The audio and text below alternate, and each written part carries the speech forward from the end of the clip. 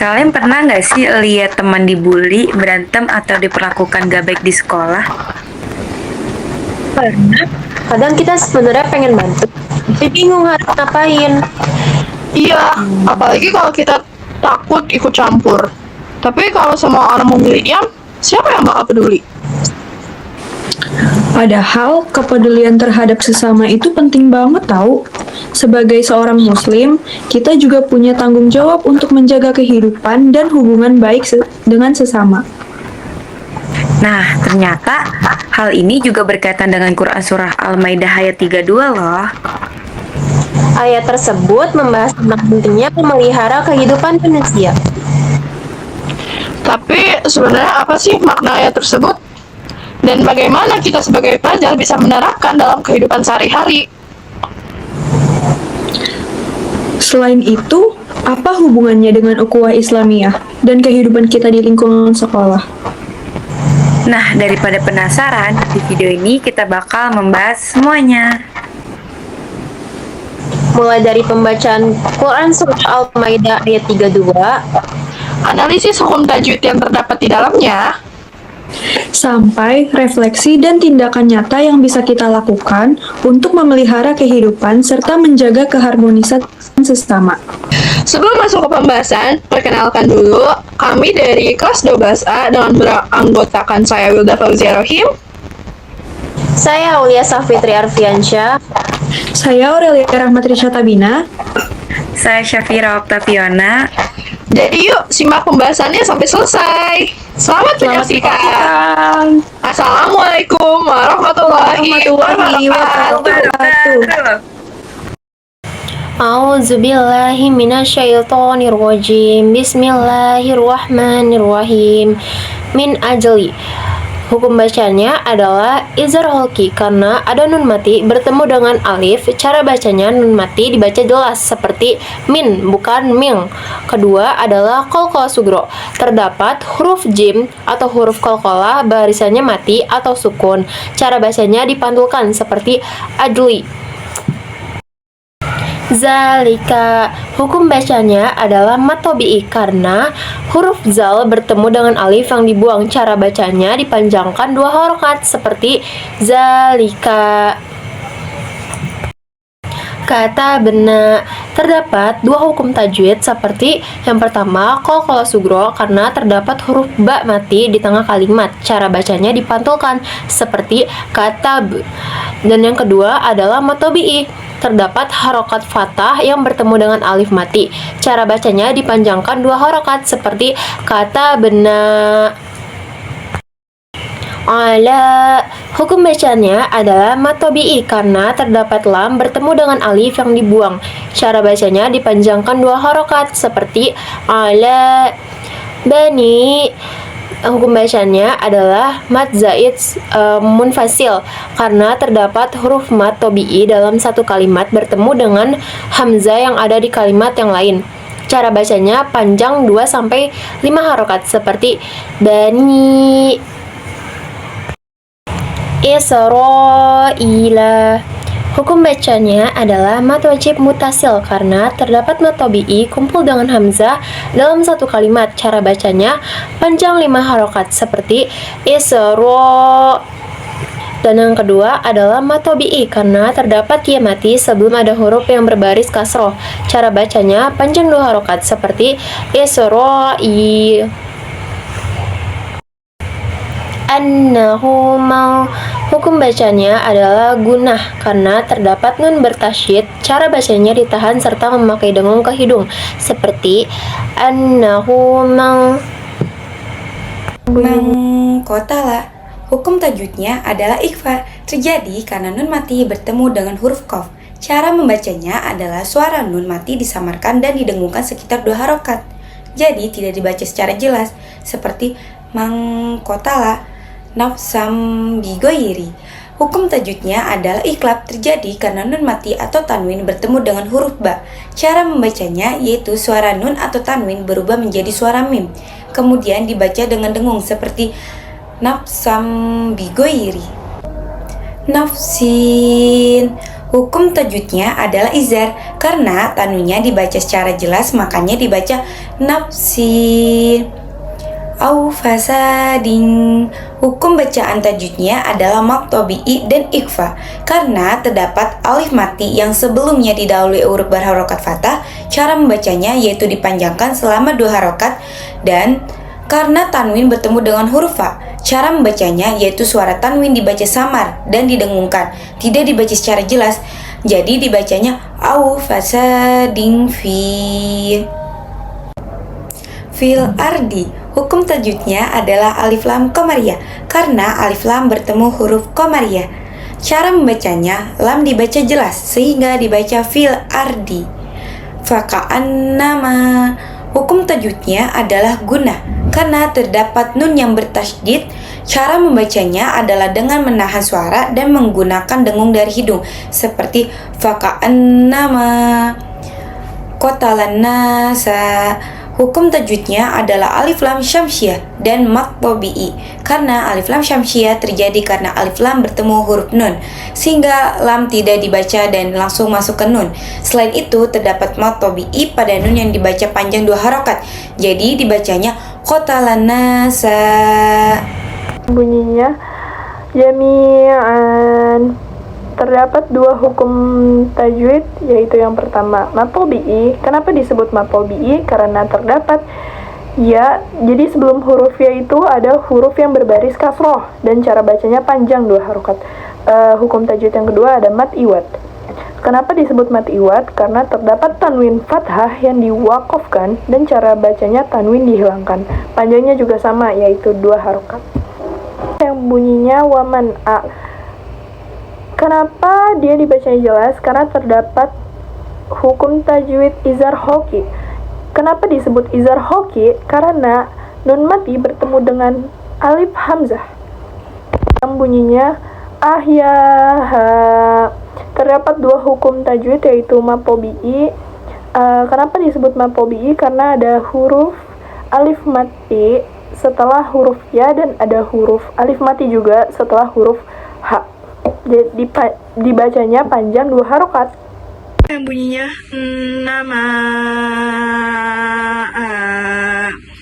Ayat tersebut terdapat 2 hukum tajwid, yaitu yang pertama ada gunnah. Kenapa disebut gunnah? Karena si nunnya ini dia tuh bertasydid dan dia itu dibacanya ditahan memakai dengung ke hidung. Nah, hukum tajwid yang kedua yaitu mad jaiz munfasil. Kenapa disebut mad jaiz munfasil? Karena terdapat mad tabi'i dalam satu kalimat ini bertemu dengan hamzah yang di lain kalimat. Dibacanya itu 2-5 harokat. Yang bunyinya terdapat alif lam syamsiah. Kenapa disebut alif lam syamsiah? Karena alif lam ini bertemu dengan huruf nun, sementara nun ini tuh dia huruf syamsiah. Dan cara bacanya itu silamnya ini dimasukkan ke nun, dan si nunnya ini juga terdapat mad tabi'i karena nun bertemu dengan alif yang sukun. Dibacanya 2 harokat. Itu yang bunyinya jami'an. Ayat tersebut ini terdapat 2 hukum tajwid, yaitu yang pertama mad tabi'i. Kenapa disebut mad tabi'i? Karena si mimnya ini berharokat kasroh dan setelah berharokat kasroh huruf selanjutnya ini huruf ya sukun, jadi dipanjangkan 2 harokat. Hukum tajwid yang kedua ada mad iwad. Kenapa disebut mad iwad? Karena si fathahnya, tanwinnya ini terdapat fathah yang diwakofkan dan cara bacanya itu si tanwin dihilangkan, panjangnya juga 2 harokat. Yang bunyinya walaqad. Ayat tersebut terdapat qalqalah kubro. Kenapa disebut qalqalah kubro? Karena si qalqalahnya ini terdapat di akhir kalimat dan cara bacanya itu dipantulkan dengan tebal, yaitu walaqad. yang bunyinya ja'athum ro. Terdapat dua hukum tajwid, yaitu yang pertama ada mat wajib muttasil. Kenapa disebut mat wajib muttasil? Karena si mat tabi'inya ini bertemu dengan hamzah dalam satu kalimat, dibacanya 5 harokat. Dan hukum yang kedua itu ada izhar syafawi. Kenapa disebut izhar syafawi? Karena si mim matinya itu bertemu dengan ro, yang ro di mana ro ini itu dia izhar syafawi. Seperti itu, dibacanya itu si mim matinya itu jelas. Selanjutnya ada suluna. Hukum bacaannya yaitu mat tabi'i, karena terdapat alif mati sebelum adanya huruf yang berbaris fathah. Cara bacanya panjang 2 harokat. Selanjutnya itu bil bayyinati. Hukumnya ada alif lam qamariyah. Terdapat alif lam bertemu dengan huruf qamariyah atau ba. Cara bacanya lam mati dibaca jelas. Lalu ada mat tabi'i juga, yaitu terdapat nun bertemu dengan alif yang dibuang, yang baris vertikal di atas itu menunjukkan adanya alif yang dibuang. Dibacanya itu panjang 2 harokat. Selanjutnya ada summa inna. Hukum bacaannya yaitu gunnah, karena terdapat nun bertasydid. Cara bacanya ditahan serta memangkai dengung ke hidung. Lalu ada kasiromi. Hukum bacaannya mat tabi'i, karena terdapat ya mati sebelumnya ada huruf yang berbaris kasroh. Cara bacanya panjang 2 harokat. Lalu ada idgham bigunah. Terdapat tanwin bertemu dengan huruf mim. Cara bacanya tanwin dimasukkan ke huruf mim, ditahan serta dengung ke hidung. Selanjutnya ada minhum ba'da. Hukum bacaannya yaitu idzar. Terdapat nun mati bertemu dengan huruf H. Cara bacanya nun mati dibaca jelas. Ada juga ikhfa syafawi. Terdapat mim mati bertemu dengan huruf ba. Cara bacanya ditahan dan dengung. Selanjutnya ada zalika. Hukum bacaannya yaitu mat tabi'i, karena terdapat zal bertemu dengan alif yang dibuang. Cara bacanya itu panjang 2 harokat. Selanjutnya ada al-ardi. Hukum bacaannya yaitu alif lam qamariyah, karena terdapat alif lam bertemu dengan huruf hamzah. Cara bacanya lam mati dibaca jelas. Yang kedua ada tafhim. Terdapat ro mati sebelum ada baris fathah. Cara bacanya tebal. Lalu selanjutnya yang terakhir yaitu lamus rifun. Ada hukum bacaan tarkik yang terdapat ro berharokat kasroh. Huruf ro-nya dibacanya tipis. Lalu ada juga mat ari disukun. Terdapat mat tabi'i berhadapan dengan satu huruf yang hidup berada di akhir kalimat. Huruf yang di akhir kalimat itu mati jika diwakofkan. Jadi cara bacanya panjang 2-6 harokat. Sekian dan terima kasih. Wassalamualaikum warahmatullahi wabarakatuh. Bunyi arti dari hadis riwayat Muslim ini yaitu dari Abu Hurairah radhiyallahu anhu, bahwasannya Rasulullah Shallallahu alaihi wasallam bersabda, "Tahukah kamu siapa orang yang bangkrut itu?"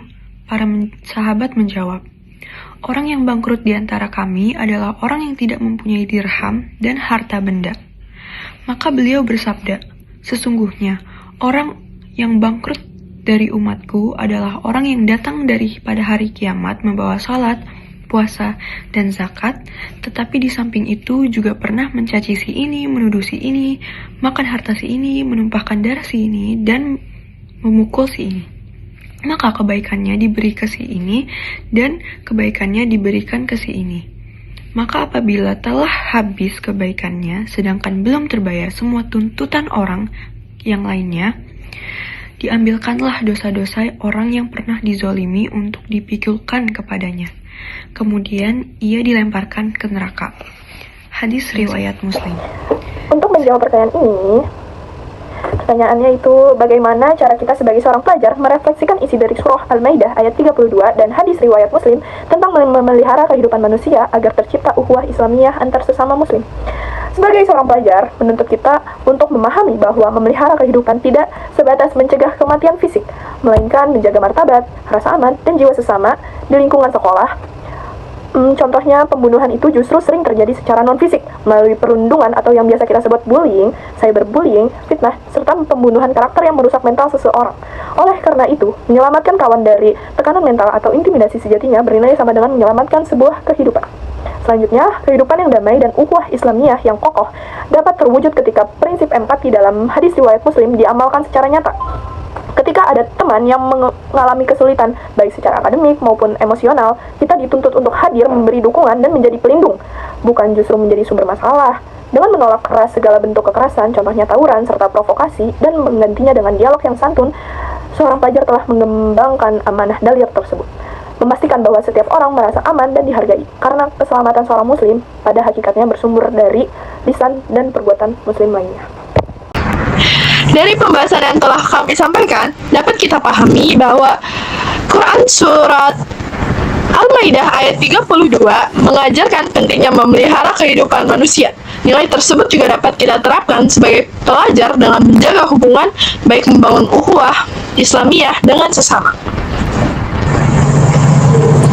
Melalui pembahasan tajwid, refleksi ayat, serta data dan fakta yang telah disajikan, kita dapat melihat bahwa tindakan seperti bullying dan kekerasan dapat memberikan dampak buruk, sedangkan kepedulian dan solidaritas dapat menciptakan lingkungan yang lebih aman dan harmonis. Karena itu, mari mulai dari diri sendiri, jangan melakukan bullying, jangan membalas kekerasan dengan kekerasan, peduli terhadap teman yang membutuhkan, dan berani menciptakan lingkungan sekolah yang saling menghargai. Jadi, sudah siapkah kita menjadi bagian dari perubahan pendidikan menjaga kehidupan serta komunitas sesama? Sekian penyampaian dari kelompok kami. Assalamualaikum Warahmatullahi wabarakatuh. Sampai jumpa di video kami selanjutnya. Dadah!